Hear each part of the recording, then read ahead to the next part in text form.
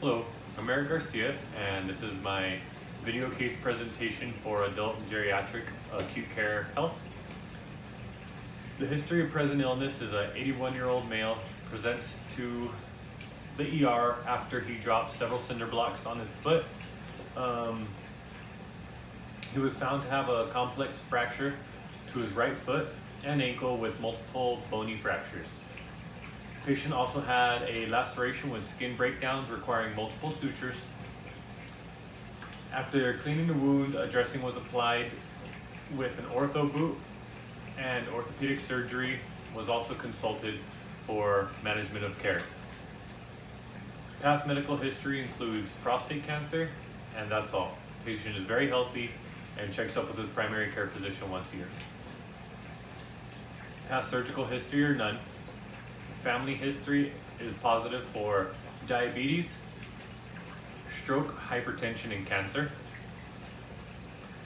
His social history is unremarkable. He does not smoke. He only occasionally partakes in alcohol use and denies any use of illicit drugs. Review of systems is grossly unremarkable other than right foot, which he sustained the injury. He states it feels swollen, big toe is numb, and significant pain. Patient does not have any allergies, and his only home medication that he takes is tamsulosin, or Flomax for brand name. Upon physical exam, patient does not appear to be in any distress. Head is atraumatic, no signs of trauma, nothing irregular. Perla, conjunctiva normal, no discharge. Ears, nose, and throat, unremarkable.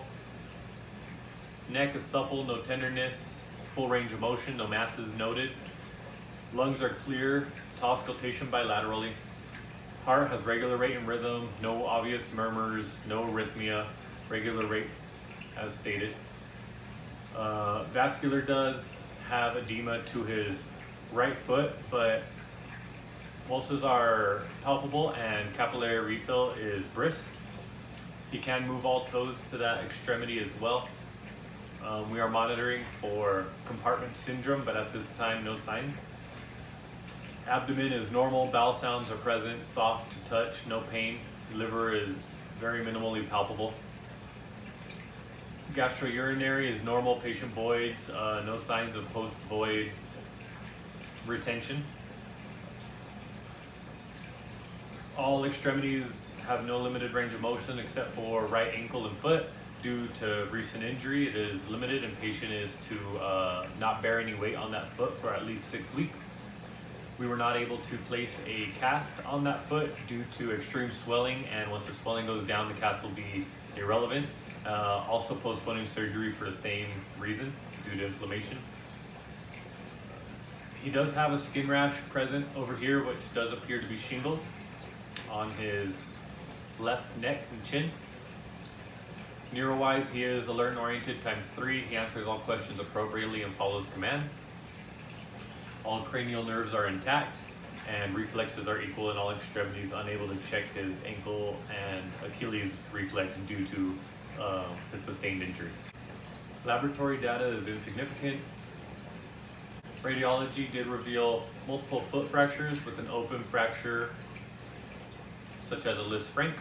Upon assessment, patient was diagnosed with multiple comminuted fractures of the right foot bones to include a Lisfranc injury, right ankle complex fracture, possible open fracture type 1, crushing injury to right lower extremity and right foot, post-traumatic pain, prostate cancer stable, treatment completed, thrombocytopenia, shingles, and hematochezia, as well as rectal hemorrhoids with frank blood. The plan is to monitor H&H, which has held steady. Gastroenterology was also consulted due to family concerns of the obvious bleeding. Colonoscopy was performed, which was negative other than the rectal hemorrhoids. We've resumed his tamsulosin from home. He has pain medication, Lortab PRN Q6 hours for pain control, which he states is working well. He is on Ancef IV Q12 hours.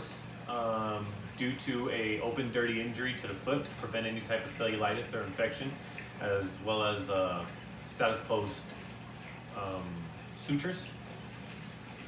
We are to maintain the right lower extremity elevated.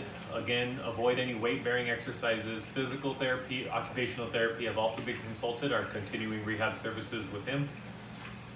Orthopedic surgery is following, and we are recommending he is transferred to an inpatient rehab facility to continue care there, and we'll follow up with orthopedic surgery in 2 weeks for either a correcting surgery or a cast once inflammation has subsided, but that is up to orthopedic surgery.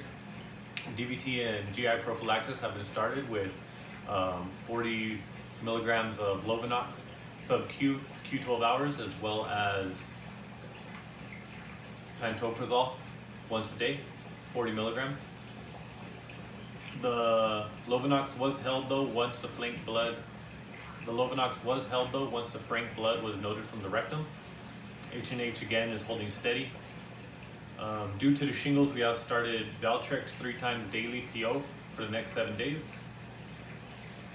And once again, gastroenterology has intervened as noted, with no further interventions planned other than monitor the H&H, which has held steady over several days. Patient is expected to be discharged to inpatient rehab in the following days.